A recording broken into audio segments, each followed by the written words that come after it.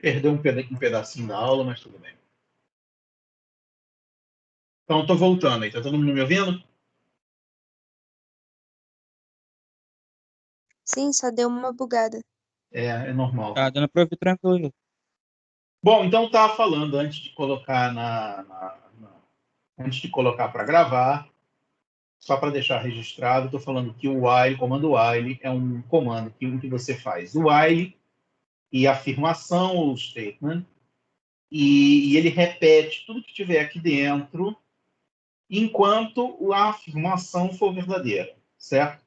E o while é um comando menos usado que o for, mas ele também é um comando de loop e ele também é útil.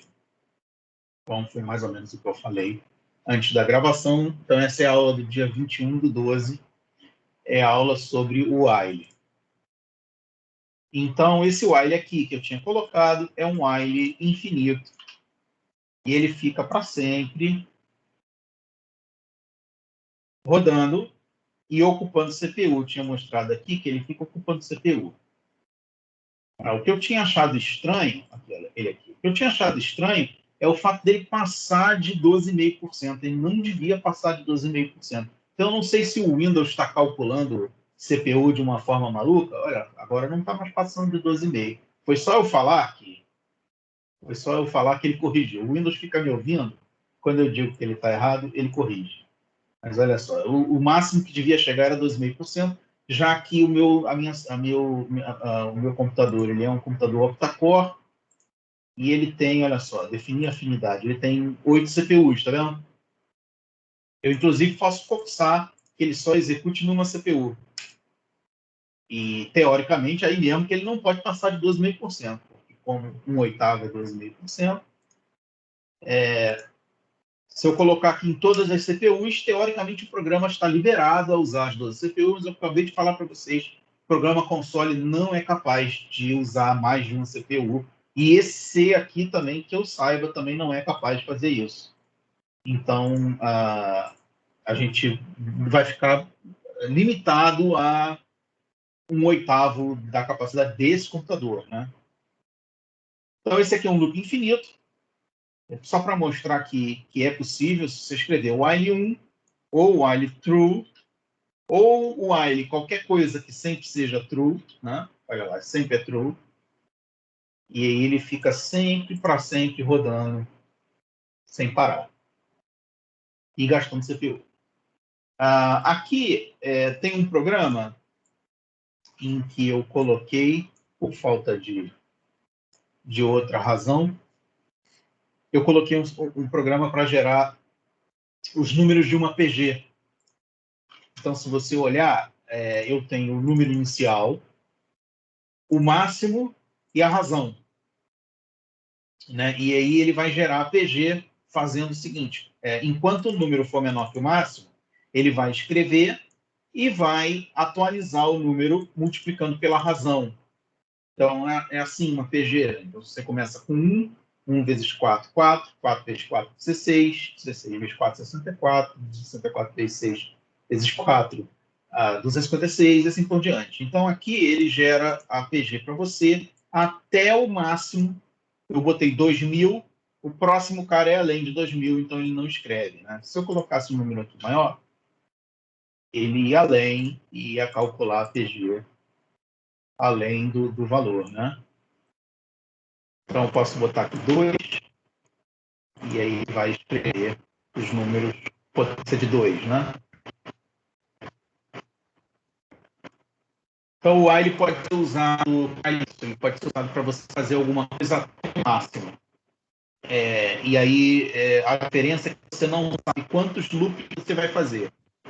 Né? Então, se você sabe quantos loops você vai fazer, é melhor usar o for.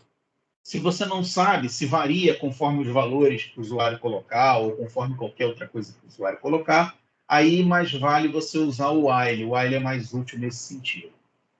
Um outro while muito famoso é você executar alguma coisa até que um usuário aperte uma tecla, que é o caso aqui. Né? Aqui, então, ao invés de usar números, eu iniciei uma variável chamada letra, que é um char que contém uma letra, né? É um caractere. E aí eu faço até que a letra seja diferente de 27. Então isso é uma coisa estranha. Pode parecer uma coisa estranha. Se eu coloquei uma variável como char, eu devia comparar essa variável com caracteres. A, B, C, D, E. Foi exatamente o que eu fiz aqui. Ó. Letra igual a A, minúsculo. Quando tem essas aspas simples, significa que é um caractere. Isso é padrão em todas as linguagens. Em várias linguagens é assim. Se tem aspas duplas, é texto. É um texto. Né? Aspas simples é um caractere só. Porque é mais simples. Né? Então, deve ter sido por isso que pensou dessa forma. Quando você compara um char com um número, você usa automaticamente o que a gente chama de código ASCII. Código ASCII. Então, se você colocar aqui no Google, ASCII, em imagem, você tem um montão de tabelas ASCII. Esse aqui, por exemplo, é do Wikipedia. E aí você tem trocentas códigos ASCII possíveis, desde 0, aqui é só até 127, mas ele vai até 256. De 0 a 127 são os mais comuns, de 127 a 255 são os menos comuns. E aí aqui, ó, por exemplo, o caractere A tem o código 65. O caractere A minúsculo tem o código 97, tá vendo? Então, quando você pega a variável char, uma variável que é char, você pode comparar ao mesmo tempo com um caractere A, B, C, D, e outros, né? Ponto e vírgula, interrogação, qualquer coisa que você queira. Você também pode comparar com números. Se você comparar com número, você usa o que a gente chama de tabela ASCII. E essa tabela ASCII não se diz ASCII 2. É muito comum o erro de dizer ASCII 2, achando que isso aqui é romano, mas acho que esse aqui não é o segundo código ASCII. ASCII significa American Standard Code for Information Interchange. Então, isso aqui não é ASCII 2, é ASCII ou ASCII, se você preferir, ou ASCII, né? Tanto faz. E a pronúncia tanto faz. E esse programa aqui ele foi feito para repetir até que você pressione 27. O caractere 27 é o caractere escape, tá vendo? Escape é o ESC do teclado. Cadê o teclado? Dá para ver o teclado aí? Ó, o ESC do teclado. Não dá para ver o teclado. Esse aqui. Não dá para ver nada que ele fica piscando, porque está tá nesse modo maluco aí do... Deixa eu desfazer isso. Espera aí.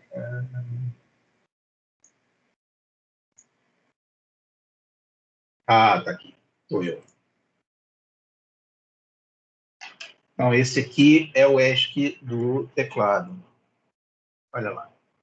Então, quando você aperta o ESC do teclado, ele envia o caractere número 27 do código ASCII, e existe um código ASCII para cada um das teclas do teclado. F1, F2, Tab, você vê Tab aqui, tem aqui, quer ver? Cadê o Tab? Acho que é 7, não, 17, eu não lembro qual o Tab, mas em algum lugar aqui tem o Tab. Mais fácil perguntar para o Google do que ficar procurando isso aqui, hein? Tab, acho. 9. Vamos ver se está certo lá. 9, horizontal tab. Aqui. Então, todos eles têm um código ASCII diferente, mesmo os caracteres que não são imprimíveis. Então, você não imprime escape tab na impressora ou na tela, né?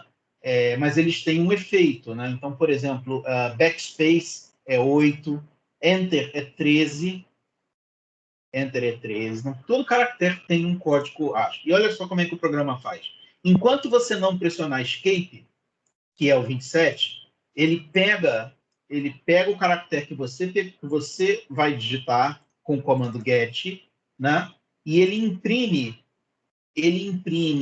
duas vezes, letra e letra, tá vendo? Ele vai imprimir duas vezes na tela. Só que a primeira vez ele vai imprimir %C, ou seja, ele vai imprimir como caractere. Então ele vai imprimir a letra que você pressionar A, ele vai imprimir A. E aqui ele imprime uma segunda vez com %D. Ou seja, ele vai imprimir em decimal, ele vai imprimir a tabela ASCII. Então, se você apertar A, vai dar 97, ó, 97. Vamos ver se isso vai acontecer mesmo. Eu vou apertar A, ó, 97, tá vendo? E aqui eu fiz um programa em que você digita o que você quiser e ele te dá o código ASCII fazendo essa tabela aqui, né? Mostrando essa tabela aqui. Então, por exemplo, o T é 116. Olha lá, o T é 116. O ASCII se usa para fazer qualquer transmissão de texto simples, usa no Arduino, usa no PIC, usa na internet, muito comum usar na internet para várias coisas, e é um formato tradicional antigaço, que se usa até hoje para um monte de coisas, né? Quem levantou a mão aí, abaixou e eu não vi, pode perguntar.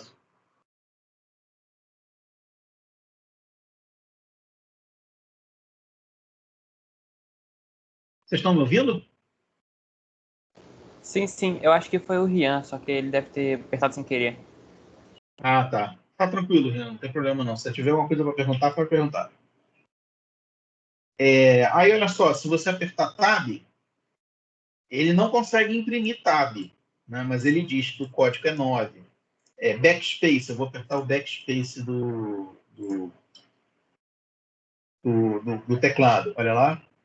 Ele não consegue imprimir, mas ele diz que é 8. Eu vou apertar Enter. Inclusive, ele dá uma cagada aqui, mas ele te mostra que é 13, ó. Porque ele consegue imprimir Enter, né? Enter é um espaço vazio. Tá? Não, pô, ele imprimiu o Tab simples. O Tab tá mas tipo, de espaço. Sim, mas ele fez uma enorme cagada aqui com o Igor, 13 Igor, acho que dê, mas apareceu 13, né? Espaço Esse é o quê? O que é esse? O 13? Esse é o Enter. Ah, tá. O espaço vazio é 32.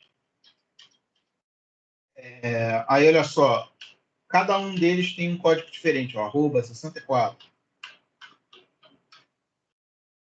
Vários displays de LCD, eles funcionam em modo ASCII. E aí você pode enviar o código ASCII para ele e ele escreve o caractere usando a tabela ASCII.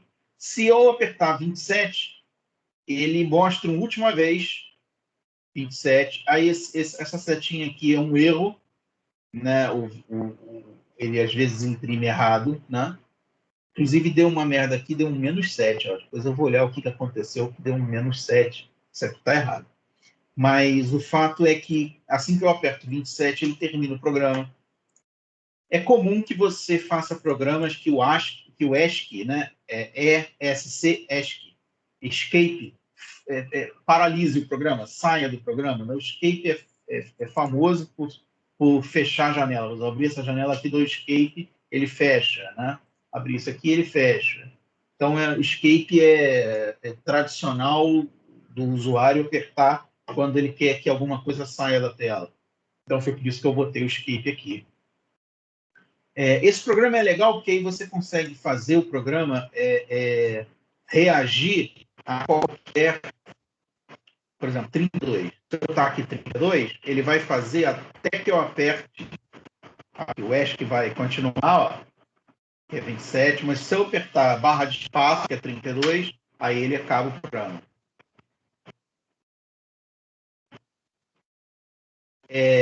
Também dá para usar isso aqui para ler as teclinhas as setinhas do teclado. Né? Então é muito comum em joguinho usar essas setinhas aqui, ó, né? Setinhas aqui. Então essas setinhas podem ser lidas, mas o que aconteceu foi o seguinte: o código ASCII, ele originalmente ele tinha só 127 caracteres. E aí ele foi expandido para 256. Né? Tinha 128 e foi para 256. Na época que ele tinha 128, já tinha teclado de 110 teclas. E existiam teclas que não faziam sentido ter em ESC. Várias delas não fazem sentido ter em ESC. Por exemplo, F1, F2, né? Essas teclas aqui, F1, F2 e até F10, e as teclas de setinha, né? Elas não fazem sentido ter em ASCII, porque elas são do teclado. Então, todas as teclas que são específicas do teclado e não tem em ASCII, elas para comunicar com o PC, elas enviam dois códigos. Elas enviam dois códigos. É o que você está vendo aqui, ó. Quando você aperta a tecla, eu estou apertando as teclas eu estou apertando para cima, né? Estou apertando para cima. E ele envia dois códigos. O primeiro deveria ser 0, eu não sei por que ele está dando 32, mas o primeiro é 0 e o segundo é um código normal. Então, todas as vezes que você faz combinações de teclas, ou que você aperta uma tecla que não existe em ASCII, como F1 até F10, e as teclas das setinhas, ele envia dois códigos para você. Ele envia um código 0 e um segundo código que é o código da tecla. Né? Então, se você der Ctrl A, por exemplo, não, Ctrl não. Ctrl não está funcionando, mas o fato é que se você mandar, se você escrever, se você usar as teclas de posicionamento, né, para cima, para baixo, para esquerda, direita, ele envia dois códigos para você. Então, se alguém quiser fazer um joguinho usando as setinhas, vai ter que fazer uma leitura dupla do teclado. E se a primeira leitura for 32, menos 32, no caso deveria ser 0, não menos 32. Depois eu tenho que descobrir por que esse programa está escrevendo menos 32. Mas se você a primeira das teclas for 0, a segunda, então, identifica qual a tecla que você apertou especial, né? Interessante que o F1 está dando 0, ó. F1 está dando 0, 0. Se você apertar, se ele mandar 0,59 é F1, 0,60 é F2, 0,61 é F3 e assim por diante até F10. Isso aconteceu porque os teclados tinham muitas teclas especiais que não tinham código ASCII definido. E aí fez um sistema de duas teclas. Mesmo você apertando uma só, ele envia dois códigos. E isso todo teclado real faz. Todo teclado de verdade, todo teclado físico faz isso. Quando você aperta F1, ele envia dois códigos para o PC. O primeiro é 0 e o segundo é um código que identifica qual das teclas de função você fez. Uma coisa que eu não me lembro de ter feito é apertar essas teclas especiais aqui. A tecla de calculadora. Pelo jeito, a tecla de calculadora não funciona da mesma forma, porque ele abre a calculadora, mas ele não aparece nada aqui. Né? Então, a tecla da calculadora não funciona. Outra tecla que não funciona é o Caps Lock. Eu estou apertando o Caps Lock, vocês estão vendo lá no cantinho, Caps Lock ativado e desativado. Caps Lock não faz parte de código ASCII nem de transmissão. Então, não acontece nada aqui, tá vendo? Ainda é possível ler se o usuário apertou o Caps Lock, mas não dessa forma como que eu fiz aqui. Tem que ler de forma direto do hardware, né? E não da forma que eu fiz. Aqui, então, no programa do desafio, quem quiser fazer em casa depois, olha, nesse programa de desafio, eu quero saber se o usuário apertou F1. E se eu digitar qualquer coisa, ele diz, você não apertou F1, tá vendo? Agora, se eu apertar F1, ele diz, você apertou F1. E pode parecer um programa idiota, e realmente é, mas a ideia desse programa é o seguinte, para você detectar se o usuário apertou F1, você primeiro precisa pegar a letra com get que o usuário apertou, verificar se a letra é 0, porque se for 0, pode ser um dos Fs, né? E aí, se for 0, eu pego outra letra. Porque se for 0, é porque o usuário mandou dois códigos, né? E se for 59, é que é F1. Qualquer outro else aqui está escrevendo não apertou o F1, tá vendo? Não apertou o F1. Então, nisso eu consigo detectar se o usuário apertou F1 ou não apertou F1. Trocar esse 59 por 60, eu vou trocar isso aqui também por F2, aí passa a ser F2. Bom, vocês não estão vendo aqui o que eu estou apertando, né? Então, esse é um dos detalhes malucos desse método de ensino via Teams. Se você tivesse lá no laboratório, você ia estar vendo o que eu estou apertando. Então, o único jeito de eu fazer isso é fazer essa maluquice aqui, mostrar para vocês que eu estou apertando F2. Não dá para ver aí, ó, F2. Não dá para ver nada, é muito difícil. Olha lá, F2. Aí aparece, você apertou F2. Se eu apertar F1, aparece, você não apertou. E qualquer outra tecla que eu apertar também. É bem maluco essa forma de dar aula via câmera, né? Então, pessoal, é isso. Aula rápida, aula antes do Natal. O que eu queria falar é que os alunos que não entregaram, dá uma olhada lá se você está com a nota 0 no portal, se você está com nota...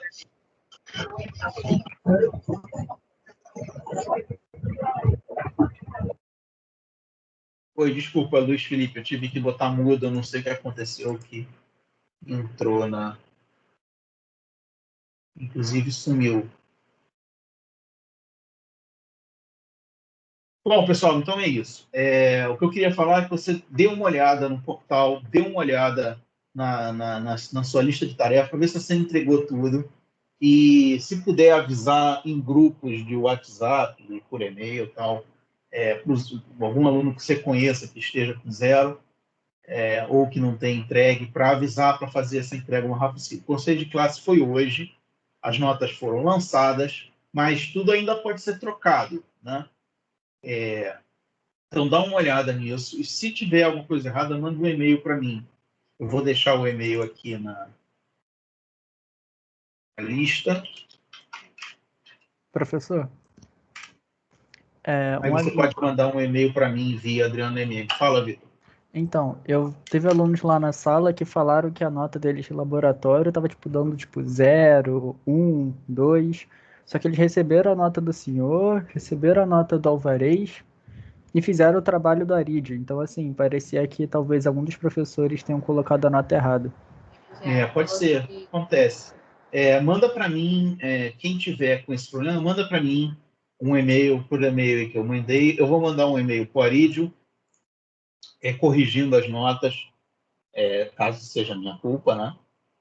E aí a gente vai ver isso. Não é uma coisa tão problemática assim, porque ainda é o primeiro bimestre, né?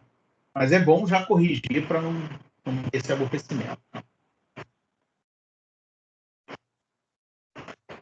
Bom, então é isso, pessoal. Alguma dúvida?